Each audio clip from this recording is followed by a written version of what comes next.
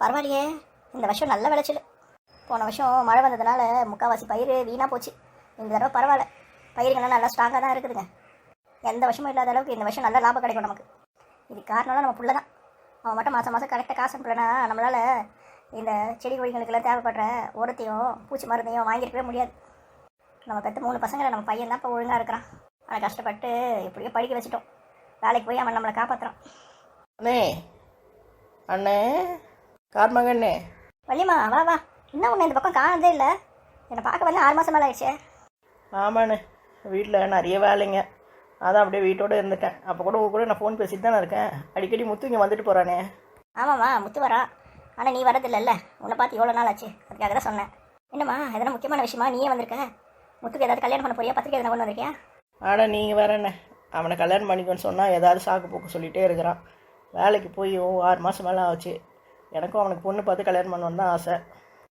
நம்ம நினச்சிட்டு பிரயோஜனம் கடவுள் நினைக்கணுமே. அவர் எப்போ நினைக்கிறாரோ அப்போ தான் அவனுக்கு கல்யாணம் முடிவாகும் போல் தெரியுது. நீ சொல்கிறது வாசவதாம்மா. எனக்கு 3 பசங்க. பெரிய பொண்ணு நல்லா படித்தா, சரி நல்ல இடத்துல கல்யாணம் பண்ணி கொடுக்கலான்னு பார்த்தா அவனுக்கு இஷ்டப்பட்டவனோட ஓடி போயிட்டா. என் மான மரியாதையெல்லாம் எடுத்துகிட்டு. என் 2வது பிள்ளையும் எப்படியே தட்டி தரு மாதிரி படிச்சுட்டு இருந்தான். அவனுக்கு நல்லா செலவு பண்ணி படிக்க வச்சேன். அவனும் படித்து பெரிய ஆளாகி மாதம் மாதம் எனக்கு காசு அனுப்பிச்சிட்ருக்கான். நான் செஞ்ச புண்ணியத்திலேயே பெரிய புண்ணியம் என் பையனை பெற்றதாம்மா. அவன் எனக்கு மாத வருமானமாக கொடுக்குற காசில் தான் இந்த நிலத்தை கொஞ்சம் டெவலப் பண்ணி விட்டேன். பாத்தியா, போன வருஷம் நீ வந்தப்போ இந்த நிலம் எப்படி தரிசலாக கிடக்குது. எதுவுமே விளையாதுமா இந்த பூமியில். அப்புறம் எதோ போட்டுக்கிட்டு எப்படியோ வளர்த்து விட்டுட்டேன்.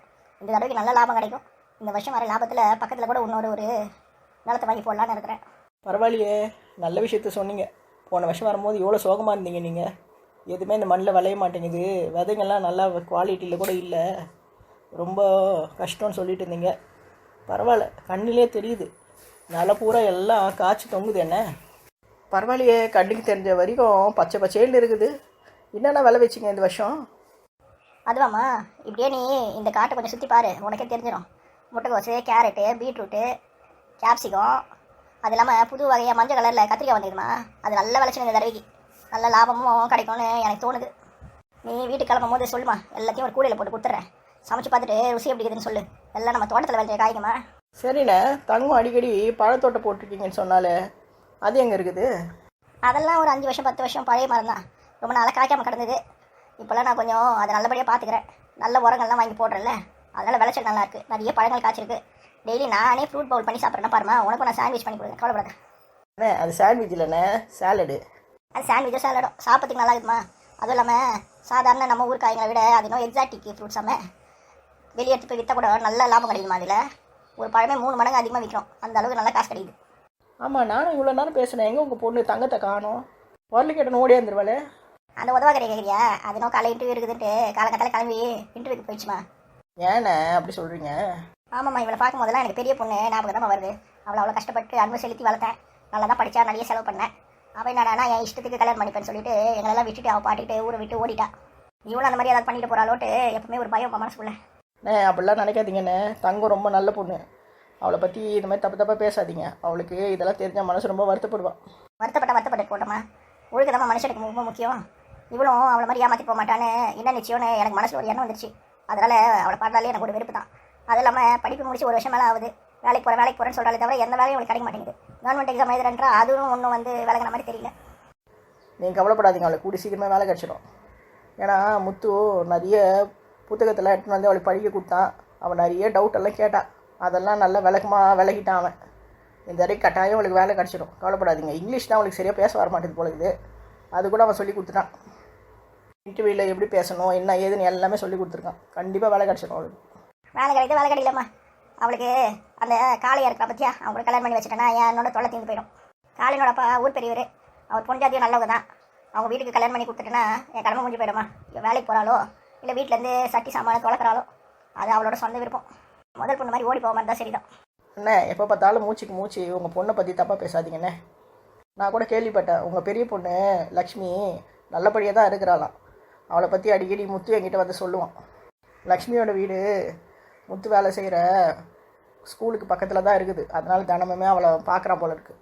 ஏதோ ஒன்று சண்டை சச்சரவு இல்லாமல் வாழ்ந்தால் போதும். திருப்பி சண்டை என்ன போட்டுக்கிட்டு என் வீட்டுக்கு வந்து நிற்காம இருந்தால் சரிதான். இந்த மாதிரி எதுவும் நடக்காதுண்ணே, தப்பாக பேசாதீங்க. அவள் நல்ல உத்தியோகத்தில் இருக்கிறா, நல்லா சம்பாதிக்கிறா. அவங்க வீட்டுக்கார் நல்லா அவளை பார்த்துக்கிறாரு. அவள் கண்டிப்பாக பெரிய ஆளாக வருவாள். அவளை பற்றி எந்த கவலைப்படாதீங்க நீங்கள். நல்லா இருந்தால் சரி தான்.